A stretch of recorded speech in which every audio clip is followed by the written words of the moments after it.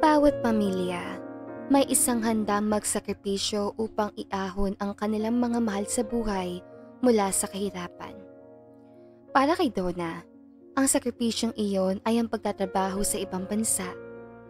Tiniis ang pangungulila at pagod. Nananalig na ang bawat pagdalang pera ay magdadala ng mas magandang kinabukasan. Ngunit sa kanyang pagbabalik, hindi niya natagpuan ang inaasahang kaginhawaan. Bagkus, isang mapait na katotohanang yayanig sa kanya.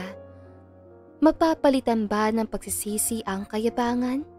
At matutumbasan ba ng paghingi ng tawad ang nawalang panahon at pagmamahal? Ang buhay para kay Donna ay hindi naging madali. Naniniwala siya na walang shortcut para sa tagumpay at kinakailangan niyang paghirapan yun. Ngunit palagi niyang tinatanong ang kanyang sarili kung hindi pa ba sapat ang paghihirap na ginagawa niya para magtagumpay sa buhay. Sa halip na pag-aaral ang kanyang inaatupag, nagtatrabaho na siya sa edad na 15. Siya na ang naging kaagapay ng kanyang mga magulang noon pa man, kaya naman nasanay na ang mga ito na dumepende sa kanya.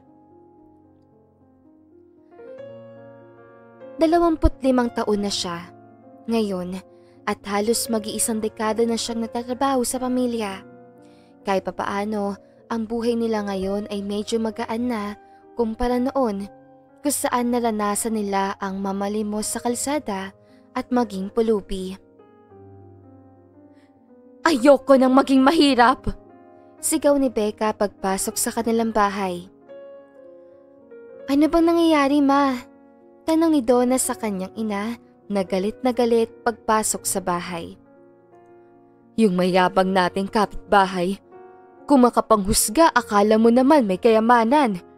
Nakaangat lang sa buhay, akala mo kung sino na. Lintanya nito. Huwag niyo nang pansinin yun. Hayaan niyo sila. Mahinahon na tugon ni Donna sa ina.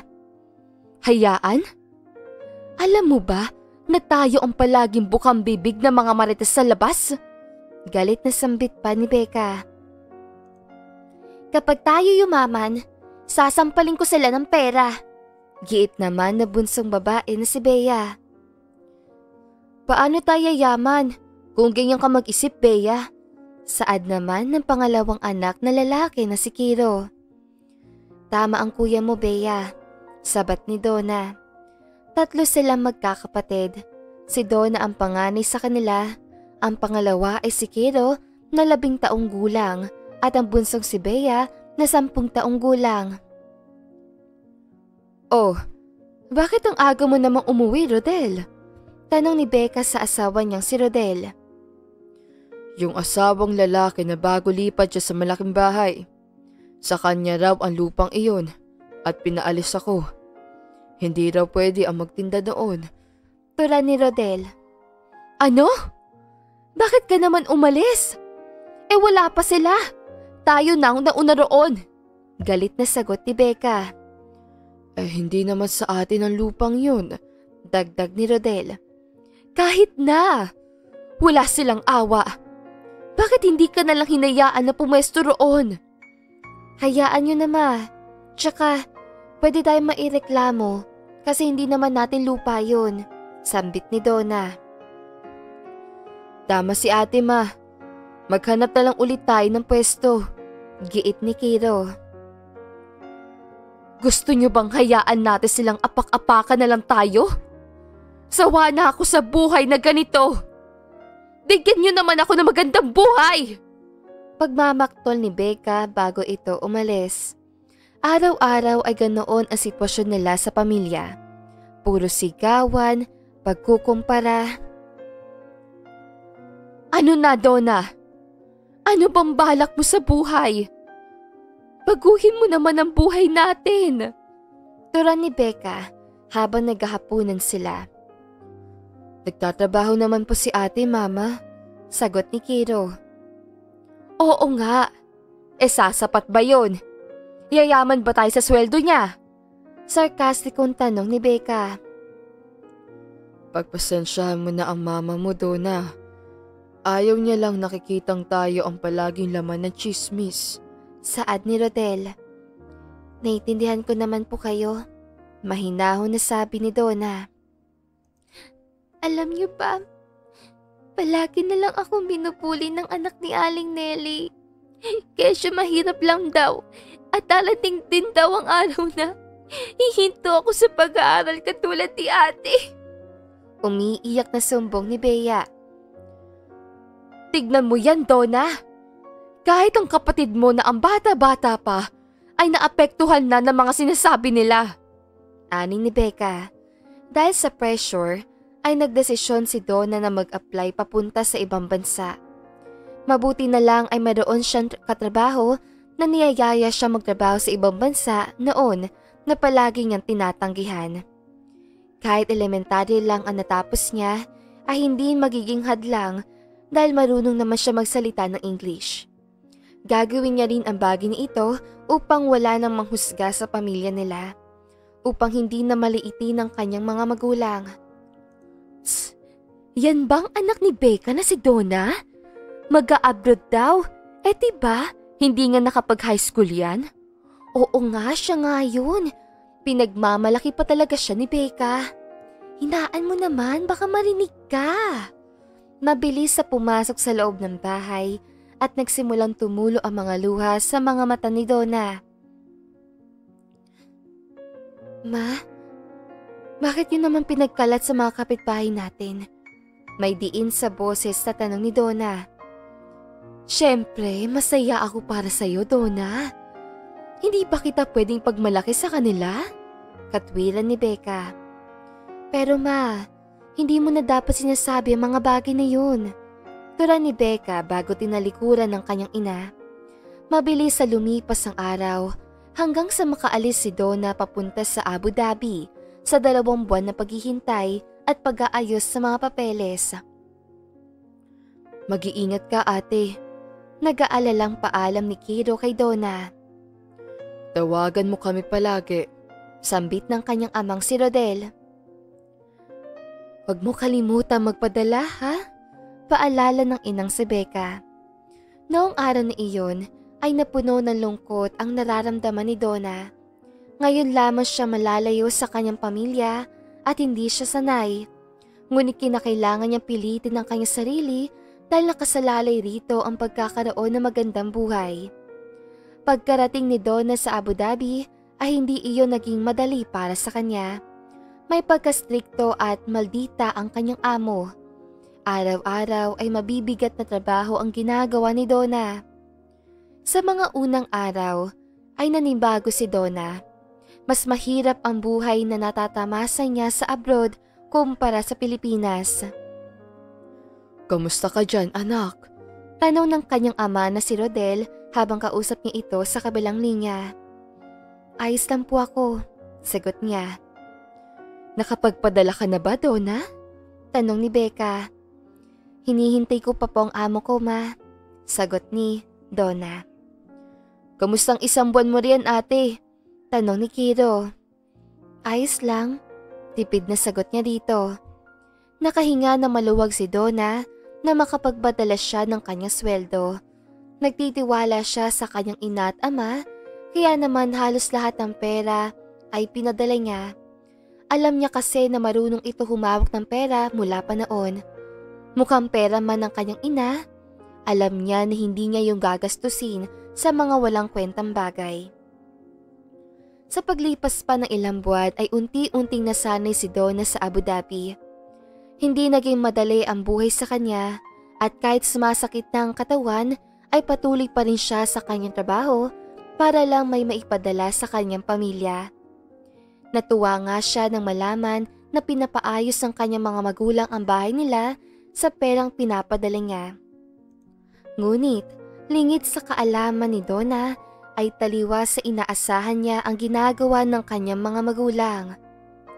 Mare, ang dami mo namang pera. Ang dami mo namang alas na nakasabit. Baka may extra ka pa dyan. Umalis nga kayo. Doon kayo mamalimos sa kalsada. Mayabang natura ni Becca. Walang araw na sinayang si Becca kundi ang magmayabang sa kanyang mga kapitbahay. Habang tumatagal, ay nag-iiba na rin ang ugali nito. Isa na siya sa mga taong mataas ang tingin sa sarili, matabobre at binubuli ang mga mahihirap na tao sa kanilang baryo. Ano ba tong ginagawa nyo? Galit na tanong ni Kiro sa kanyang mga magulang. Ano bang ginagawa namin? Tanong ni Becca. Tignan nyo yung mga suot nyo. Halos mapuno na ng alahas ang katawan nyo at nakasuot pa kayo ng magarbong damit.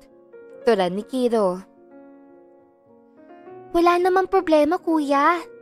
Alam mo bang wala na nagtatangkang mabuli sa akin sa school? Katwiran na bunsong kapatid na si Bea. Tatawagan ko si ate at isusumbong ko mga ginagawa nyo. Galit na tugon ni Kiro. Subukan mo, Kiro. Baka gusto mong matulog sa labas at mawala ng allowance sa isang buwan. Pananakot sa kanya ng inang si Becca. Ginagawa lang namin ito para hindi tayo mamaliitin ng iba. Hindi mo ba naalala ang mga ginagawa nila sa atin dati? Emosyonal na tugon ng amang si Rodel. Sa paglipas pa ng taon, ang perang pinapadala ni Donna sa kanyang mga magulang ay pinanggagastos sa mga walang kwentang bagay para lamang inggitin ang mga kapitbahay. Bumili ito ng hulugang kotse na naghahalaga ng ₱1,000,000, mga alahas at halos mapuno na ang kanilang bahay ng mga kagamitan na hindi naman kailangan.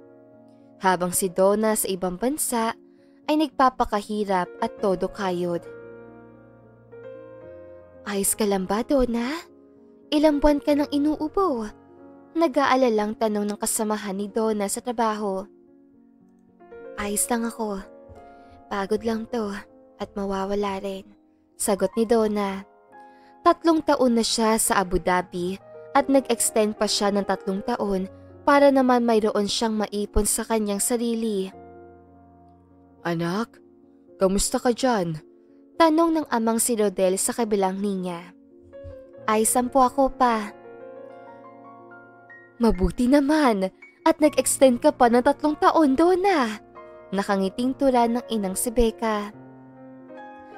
Nasaan po ang 2 kong kapatid? Tanong ni Donna.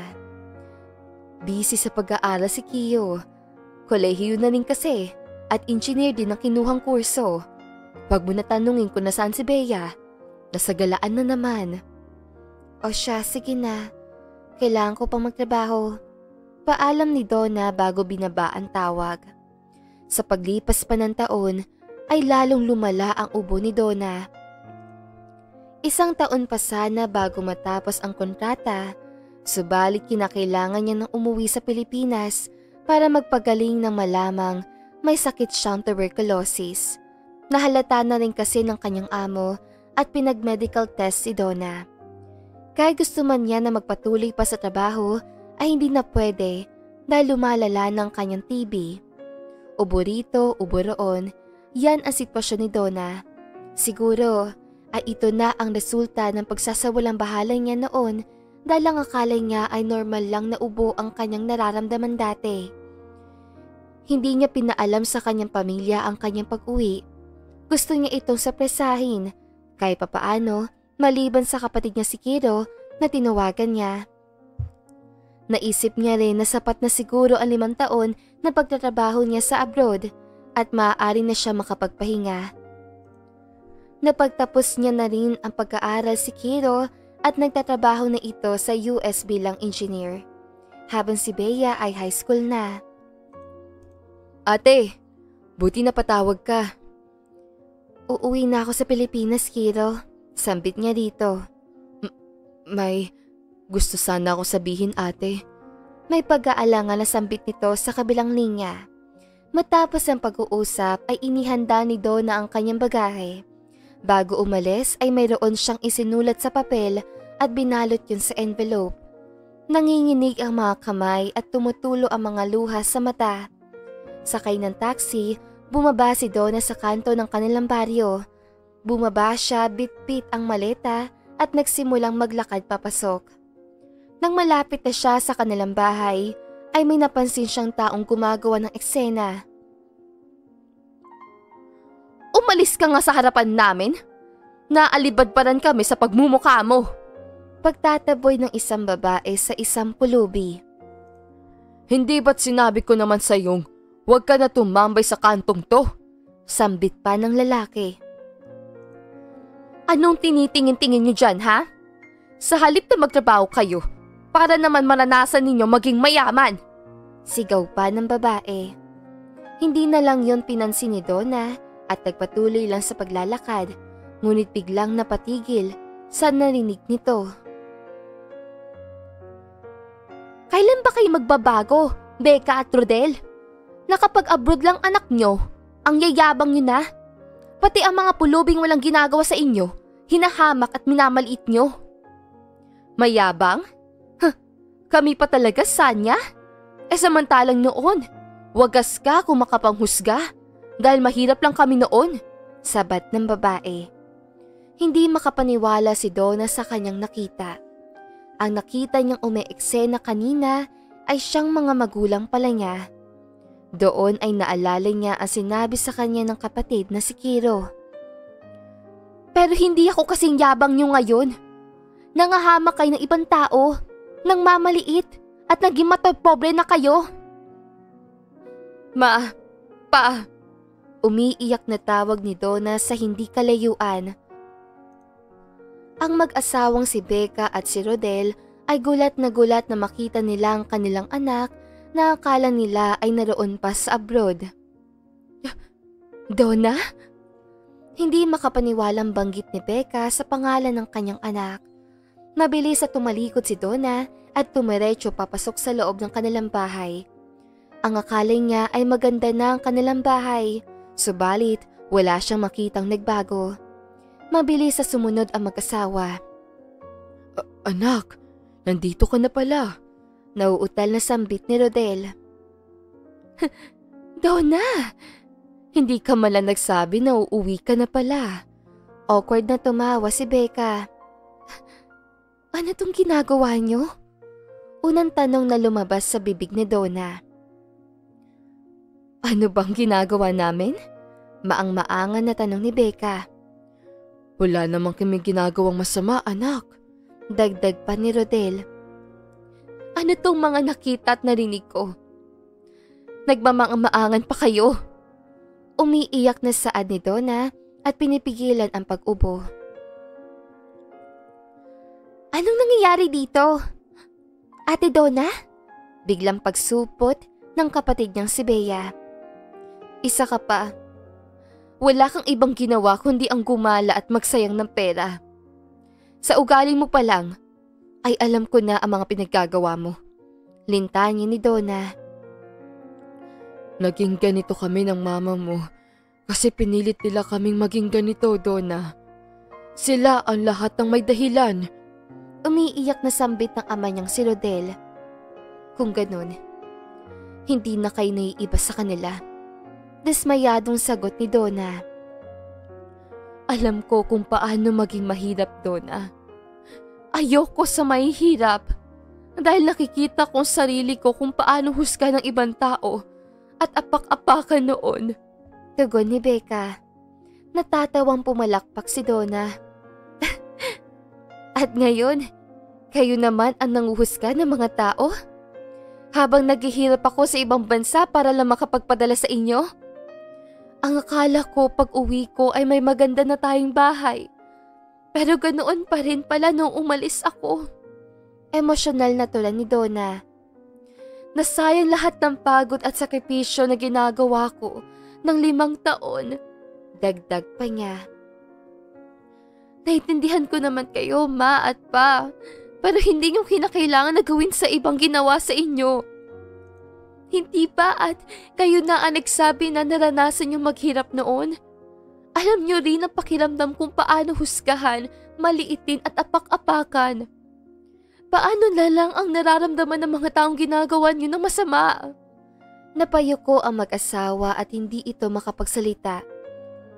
Napaupo si Donna at nagtuloy-tuloy sa pag-ubo. Namumutla siya at mayroon ng kasamang dugo sa bawat pag-ubo. Anak, anong nangyayari sa iyo? Nag-aalalang lumapit si Rodel sa kanyang anak. Bilis, tumawag ka ng ambulansya, Bea. Utos si Becca sa anak. Sinugod nila sa hospital si Donna na nanghihina na. Doon nila nalaman na malala na ang kanyang TB at kinakailangan na itong tubuhan. May mga nagkalat na ring bukol sa loob ng lungs si Donna, kaya nasa critical ng kalagayan niya. Kahit ang kapatid na si Kiro na nagtatrabaho sa USA ay biglang napauwi nang malaman ang kalagayan ng kapatid niyang si Donna. 5 araw na nakakonfine si Donna. Gising ito ngunit hindi makapagsalita. Hinihintay pa ang desisyon ng pamilya kung ito ay tutubuhan. Parang awa mo na, anak. Magpalakas ka. Umiiyak na panalangin ni Becca. Donna, anak. Nagsisisi na kami sa mga ginawa namin. Magpagaling ka, anak. Pagmamakaawa ng kanyang amang si Rodel. Bakit, ate? Bakit sa ganito sitwasyon pa ang muli nating pagkikita? Umiiyak na sambit ni Kiro. Ate, patawarin mo ko. Magbabago na ako, please.